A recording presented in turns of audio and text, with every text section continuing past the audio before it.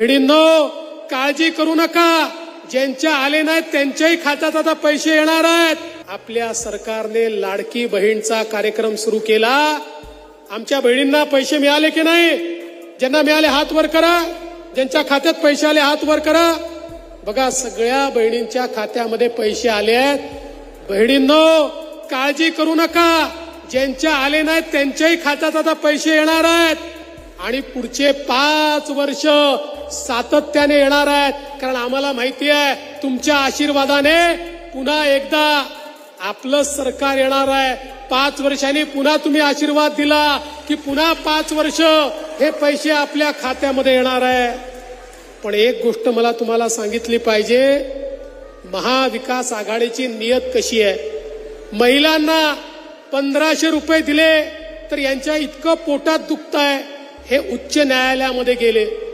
अनिल वडपल्लीवार, जे नाना पटोले, विकास ठाकरे, त्यानंतर सगळे जे काही काँग्रेसचे उमेदवार आहेत यांचे निवडणूक प्रमुख, हे नागपूरच्या हायकोर्टामध्ये गेले आणि त्या ठिकाणी सांगितलं लाडकी बहीण योजना बंद करा. पिटिशन केली. अरे 1500 रुपये माझ्या बहिणींना मिळत आहे, तुमच्या पोटात का त्या ठिकाणी दुखतं? पण बहिणींनो, काळजी करू नका, मोठ्यात मोठा वकील त्या ठिकाणी उभा केलाय. काही झालं तरी तुमची योजना आम्ही बंद करू देणार नाही. अरे हे लोक या ठिकाणी म्हणतात 1500 रुपयांनी काय होतं. माझं म्हणणं आहे, त्या माय माऊलीला विचारा. महिन्याच्या शेवटी हिशोब लावता लावता जिच्या नाकी 9 येतात तिला 1500 रुपयात काय होतं हे माहिती आहे. आणि मुख्यमंत्र्यांनी घोषणा पण केली आहे, भविष्यामध्ये आमची जशी स्थिती चांगली होईल आम्ही ते वाढवणार आहोत.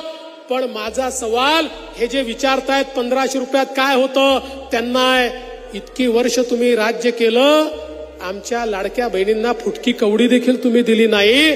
तुमची नियत नव्हती आणि आज आम्हाला प्रश्न त्या ठिकाणी विचारताय. अरे सोन्याचा चमचा घेऊन जन्माला आलेले लोक, आमच्या भगिनींचा सन्मान काय असतो हे यांना या ठिकाणी समजणार नाही. आणि एवढंच नाही, आज आपल्याला माहिती आहे आपण आपल्या मुलींकरता उच्च शिक्षण मोफत केलेलं आहे. आता उच्च शिक्षणाकरता, इंजिनियर डॉक्टर बनण्याकरता मुलींना 1 पैशाची देखील फी खासगी कॉलेजमध्ये देखील भरावी लागणार नाही. अशा प्रकारची व्यवस्था आपण केली आहे. मोदीजींनी बेटी बचाओ बेटी पढाओ पासून तर लखपती दीदी पर्यंतचा कार्यक्रम आखला. परवा जळगावमध्ये गिरीश भाऊंनी कार्यक्रम घेतला होता. 11 लाख महाराष्ट्रातल्या भगिनी होत्या, ज्या तुमच्या आमच्या सारख्या 2 वर्षापूर्वी त्या ठिकाणी 1500 रुपये देखील कमवत नव्हत्या. आज त्या भगिनी लखपती दिदी झाल्या आहे. कोणी वर्षाला 4 लाख कमवत आहे, कोणी 2 लाख कमवत आहे, कोणी 8 लाख कमवत आहे.